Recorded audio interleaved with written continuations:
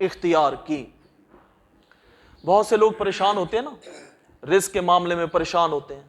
بھی بات یہ ہے، اللہ رب العزت فرما رہا ہے پیارے حبیب ان کو نماز کی تلقین کرو، سورۃ طٰہٰ کی جو آیت ہے، وَأْمُرْ أَهْلَكَ بِالصَّلَاةِ وَاسْتَبِرْ عَلَيْهَا، اپنے گھر والوں کو بھی نماز کی تلقین کرو اور خود بھی اس پر استقامت اختیار کرو۔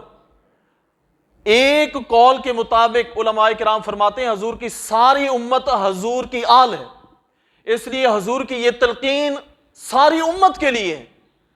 آگے اللہ رب العزت نے کیا ارشاد فرمایا، لا نسألک رزقا، ہم آپ سے رزق نہیں مانگتے، نحن نرزقک، رزق دینے والے تو ہم ہیں آپ کو۔ لوگ کہتے ہیں نا رزق کی تنگی ہے، جب اللہ سے دور ہوں گے، بے نمازی بنیں گے، اللہ کے احکامات سے منہ پھیریں گے، انحراف والی صورت بنے گی، پھر یہ معاملہ تو ہونا ہے۔ اللہ رب العزت نے ایک اور جگہ پر ارشاد فرمایا، وَمَنْ أَعْرَضَ عَنْ ذِكْرِ مَعِيشَةً ضَنْكَ، جو ہمارے ذکر سے، ہماری یاد سے روگردانی کرے گا، ہم اس پر رزق کو تنگ کر دیں گے۔ اور اللہ کی یاد نماز پڑھنا بھی ہے، اللہ کی یاد اللہ رسول کی فرمانبرداری بھی ہے۔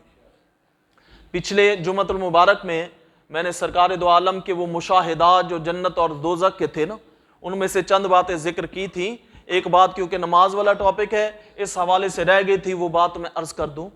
سرکار دو عالم صلی اللہ تعالی علیہ وآلہ وسلم کا گزر ایک ایسے گروہ سے بھی ہوا کہ ان کے سر کچلے جاتے ہیں، پھر دوبارہ سر جڑ جاتے ہیں، پھر سر کچلے جاتے ہیں، پھر جڑ جاتے ہیں۔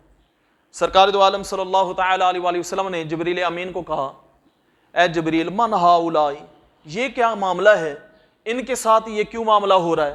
حضرت جبریل علیہ السلام نے حضور کی بارگاہ میں عرض کی، یا رسول اللہ، یہ آپ کی امت کے وہ سست لوگ ہیں جو نماز پڑھنے میں سستی کرتے ہیں، نماز کو چھوڑتے ہیں، قیامت کے دن ان کے ساتھ یہ معاملہ ہوگا۔ یہ بھی حضور کے مشاہدے میں گزرا، جو فرض نمازوں میں سستی کرتے ہیں ان کا یہ انجام ہے، اور جو پڑھنے والے ہوتے ہیں اللہ رب العزت نواز دیتا ہے۔ ایک حدیث پاک میں آتا ہے، سرکار دو عالم صلی اللہ تعالی علیہ وآلہ وسلم نے ارشاد فرمایا، جس شخص نے 2 ٹھنڈی نمازیں ادا کی اللہ رب العزت اس کو جنت میں داخل فرما دے گا۔ 2 ٹھنڈی نمازیں کون سی ہیں؟ ایک نماز عشاء ہے اور دوسری نماز فجر ہے۔ اور یہ فجر عشاء جو ہے نا، بڑی یوں سمجھیں جو سست لوگ ہوتے ہیں ان پر بھاری ہے۔ اکثر ایسے ہوتا ہے مغرب کے بعد کھانا کھا کے بیٹھے ہوتے ہیں، سستی لپیٹ جاتی ہے، اور فجر کی نماز جو ہوتی ہے وہ نیند سے اٹھنا مشکل ہو جاتا ہے۔ اس لیے تو سرکار دو عالم نے ارشاد فرمایا، جس شخص نے عشاء کی نماز بجماعت ادا کی اللہ رب العزت اسے آدھی رات قیام کا ثواب عطا فرمائے گا، اور جس شخص نے فجر کی نماز بجماعت ادا کی اللہ رب العزت بقیہ نصف رات کے قیام کا ثواب عطا فرمائے گا۔